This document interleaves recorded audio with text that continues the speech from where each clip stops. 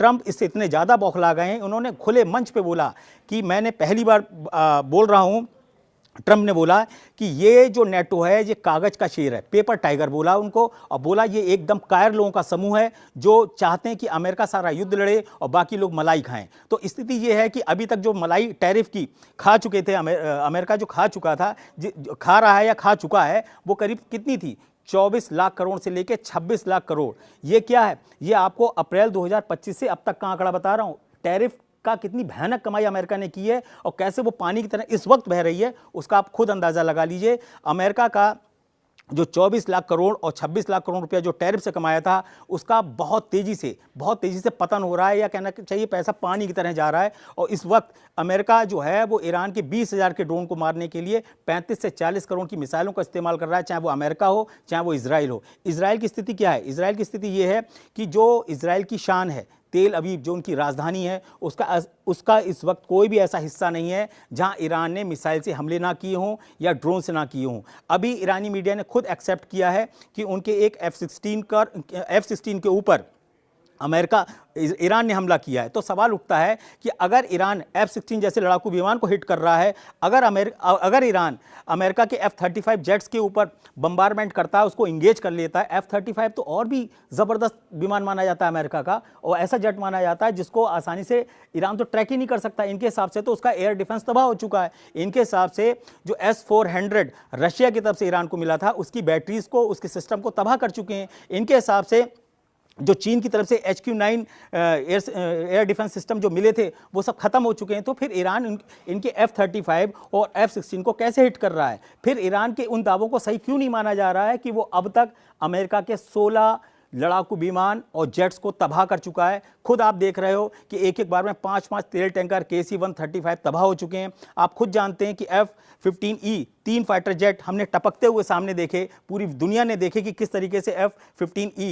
America के नीचे आके गिरे हैं। ये चीज़ें बताती हैं कि ईरान जो लड़ रहा है वो बहुत ही जज्बे के साथ और बहुत ही मजबूती के साथ लड़ रहा है। तीसरी इंपॉर्टेंट बात यह है कि इसमें ईरान जो लड़ रहा है उसकी हिम्मत की दाद देनी होगी। और दूसरी इंपॉर्टेंट इसके अंदर यह है कि रूस और चीन की जो मदद चल रही है वो कमाल की है। डियो गार्जिया पर 4000 किलोमीटर दूर हमला करने में लोग दावा कर रहे हैं कि रशिया ने इसमें एकदम सटीक रियल टाइम लोकेशन उसको बताई है। आपको खुद अच्छे से पता है कि इस समय ईरान के अंदर कोई भी एक सेंट्रल कमांड है ही नहीं, यानी कि कोई एक केंद्रीय कमांड सेंटर है ही नहीं। जैसे अमेरिका का सेंट्रल कमांड है सेंटकॉम, लेकिन ईरान में कुछ बचा ही नहीं है। ईरान में सब कमांडर बिखरे हुए हैं, अपनी अपनी मिसाइल के गट्ठर लेके बैठे हुए हैं, जिसका जब मन चाहता है उसको जहां से डेटा मिलता है वो दाग देता है। यहाँ पे हर जितना भी कमांडर है वो खामने की तरह सोच रहा है, खामने की तरह बदला लेने की कोशिश कर रहा है, और उसको बिल्कुल क्लियर है कि इसको कब कौन सा अटैक कहां करना है। और इसकी वास्तव में बहुत ज़बरदस्त तैयारी जो पिछले 6 महीने में ईरान ने की है वो कमाल की है। और इसीलिए ईरान की जो तैयारी है वो अमेरिका और इजराइल के मुकाबले 100 गुना ज़्यादा बेहतर और अच्छी है। उसका जो होमवर्क है वो 100 गुना बेहतर है। दूसरी इंपॉर्टेंट चीज़ आपको और बता दें कि इजराइल है वो जो अटैक कर रहा है ईरान के ऊपर, वो ये देख के कर रहा है कि हम कैसे इसके तेल संसाधनों को तबाह कर दें।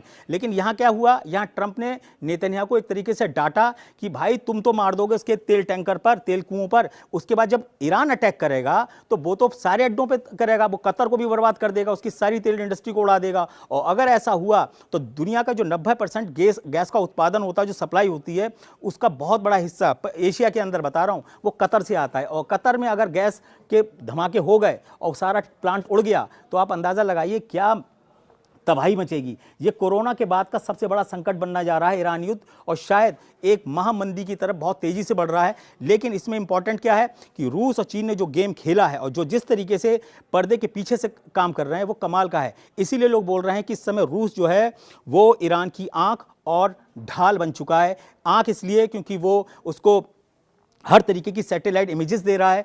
और कुछ तो खबरें यहाँ तक आ गई हैं कि रूस के कुछ ऐसे कमांडर्स जो बहुत ही एक्सपीरियंस्ड हैं मिसाइल के मामले में, वो ईरान में पहले ही पहुंच गए थे और उनका जो ठिकाना था वो बुशर प्लांट था। लेकिन आपको बता दें बुशर प्लांट के अंदर ना तो अमेरिका की हिम्मत है और ना ही इजराइल की हिम्मत है कि वो सीधे सीधे बुशर प्लांट की बिल्डिंगों के अंदर जाके हमला कर दें। उसकी सबसे बड़ी वजह यह है कि वहाँ का टोटल जो स्टाफ है उसका 90% रशियन है, रशियन अफसर हैं, रशियन साइंटिस्ट हैं। इसलिए वहाँ पर वो भूल कर भी कोई बम से हमला नहीं कर पाएंगे। हाँ, बुशर प्लांट के आजू बाजू में बाहर की तरफ वो अटैक कर सकते हैं, उसके एंट्री गेट पर अटैक कर सकते हैं, लेकिन प्लांट के अंदर हिम्मत नहीं है करने की, और ये बिल्कुल सच है। इसमें और एक चीज़ और इम्पॉर्टेंट है, बुशहर ही एक ऐसा प्लांट है जहाँ से पूरी तरीके से परमाणु ऊर्जा का इस्तेमाल करके बिजली बनाई जाती है ईरान के लिए। बाकी पूरे ईरान में एक भी ऐसा न्यूक्लियर प्लांट नहीं है जहां बिजली का उत्पादन हो। मेरा कहने का मतलब ये है कि ट्रंप बहुत बुरी तरीके से फंस गए हैं। एक तरफ नेटो उनको जो है वो टाटा बाय बाय कर चुका है और उनको ठेंगा दिखा रहा है कि अब जाओ, तुम बहुत बोल रहे थे, लंबी लंबी बातें कर रहे थे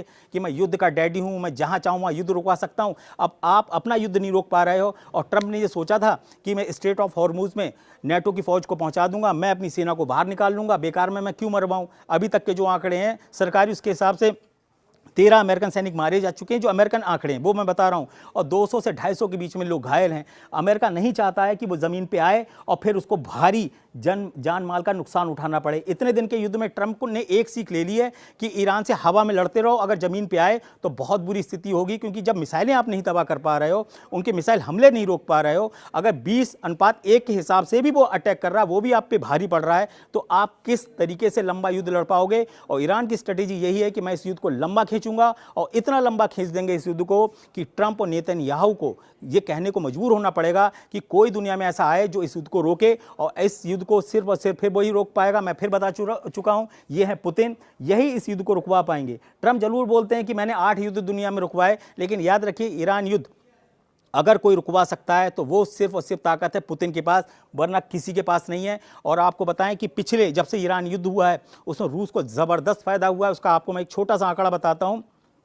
अभी जो सरकारी आंकड़े और जो एक्सपर्ट्स ने आंकड़े बताए हैं उसके हिसाब से रूस का तेल दनादन बिक रहा है, और 90,000 करोड़ से ज़्यादा उसने 21 से 22 दिन के अंदर कमा लिए हैं।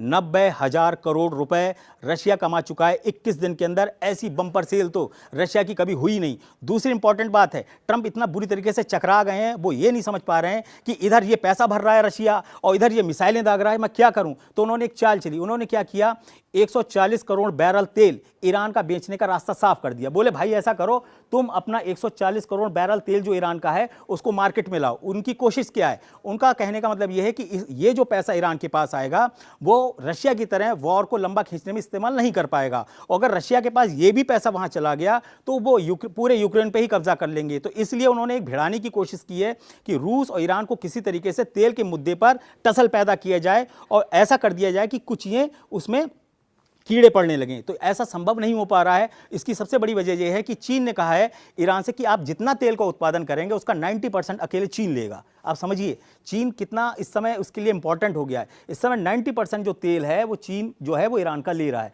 तो कुल मिलाकर जो ईरान युद्ध है वहां एक भी लीडर नहीं है। ट्रंप बोल रहे हैं कि ईरान में एक भी ऐसा लीडर नहीं है जिससे मैं जाके बात करूं कि आइए हम लोग आगे शांति की बात करें। अरे तो ये चीजें तो आपको पहले सोचनी चाहिए था ना। पहले आप मार मार के लीडर्स को जो खुश हो रहे थे कि मैं सबको मार दूंगा उसके बाद जाके कब्जा कर लूंगा। अब आपका कहने का मतलब यह है कि मैं कब्जा नहीं करने आया हूं, मैं सिर्फ स्ट्रेट ऑफ हॉर्मुज से लोगों का तेल पहुंचाना चाहता हूं। उनका सीधा सीधा तर्क है कि स्ट्रेट ऑफ हॉर्मुज जो है वो नेटो के बाकी देशों की जिम्मेदारी बनती है, जो यूरोपियन देश हैं, क्योंकि उन्हीं का तेल सबसे ज़्यादा यहां से जाता है। अमेरिका का तो सिर्फ 1% जाता है, खर्चा मुझे करना पड़ रहा है। तो कुल मिलाकर अलग थलग अगर दुनिया में अब कोई पड़ रहा है तो वो ट्रंप पड़ रहे हैं। और अगर बुरी तरीके से नुकसान किसी ने झेला है तो नंबर 1 पर ईरान है, लेकिन उसके साथ नंबर 2 पर इजराइल भी आएगा। और सबसे इंपॉर्टेंट ये है कि जो पश्चिमी एशिया में जितने भी मुस्लिम कंट्रीज़ हैं जो मूक दर्शक बने रहे हैं, उनसे इतिहास एक दिन सवाल जरूर पूछेगा कि तुमने अमेरिका के आगे अंधभक्ति में ये ऐसा क्या किया कि ईरान को पूरी तरीके से तबाह होने दे रहे हो। कल को तुम्हारे लिए जो खतरा वो ईरान नहीं था, वो इजराइल था, क्योंकि ग्रेटर इजराइल का जो नक्शा है उसमें इन देशों की सीमाएं आती हैं।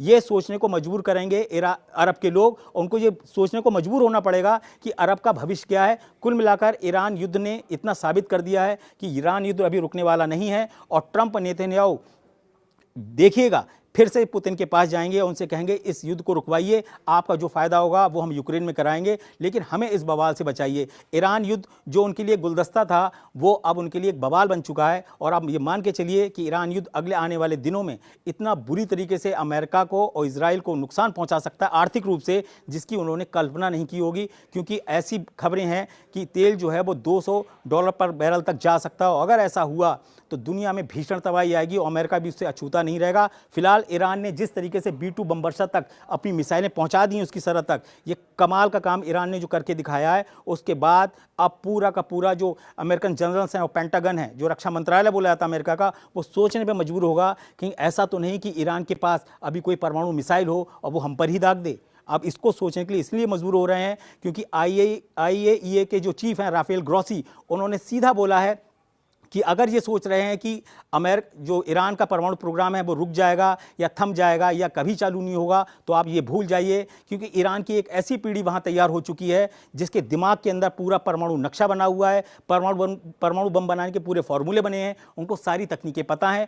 आप कारखाने उड़ा सकते हैं, लेकिन दिमाग के अंदर जो एक कहते हैं ना ब्रह्मांड का एक ऐसा खजाना है जो ब्रह्मांड हर मनुष्य के पास, उसको आप कभी ख़त्म नहीं कर पाओगे। ये ब्रेन टू ब्रेन ट्रांसफ़र हो रहा है, इसका डेटा ना कोई डिटेक्ट कर सकता है, ना ही कोई इसको नष्ट कर सकता है। ये पीढ़ी दर पीढ़ी पहुंचेगा और ईरान आप देखिएगा एक घायल शेर की तरह फिर लौटेगा। और अगर ईरान के साथ इन्होंने सही से अभी बर्ताव नहीं किया या सम्मानजनक समझौता नहीं किया, तो ये अमेरिका और इजराइल दोनों के लिए बहुत भारी पड़ने वाला है। आगे का जो भी बड़ा अपडेट होगा वो मैं आपको बताऊंगा। मेरी टिप्पणियों पर अपनी टिप्पणियां जरूर करिए। ये इतना इंपॉर्टेंट युद्ध है जहां आप आंकड़ों के हिसाब से हार जीत का फैसला बिल्कुल मत करिएगा। आप सिर्फ जज्बे के आधार पर देखिए, लड़ने की तरीके पर आप टिप्पणियां करिए और ये बताइए कि जो पूरी दुनिया है वो जिस तरीके से खेमों में बटी है, उसमें ईरान की तरफ अंदर खाने कितने देश होंगे, इसके ऊपर आप जरूर टिप्पणियां करिएगा। और भारत फूंक फूंक के कदम रख रहा है। अभी थोड़ी देर पहले राष्ट्रपति मसूद पेजेश्किन से प्रधानमंत्री नरेंद्र मोदी की अच्छे से बात हुई है, उनको नवरोज़ की बधाइयाँ दी गई हैं। और सीधी सीधी बात यह है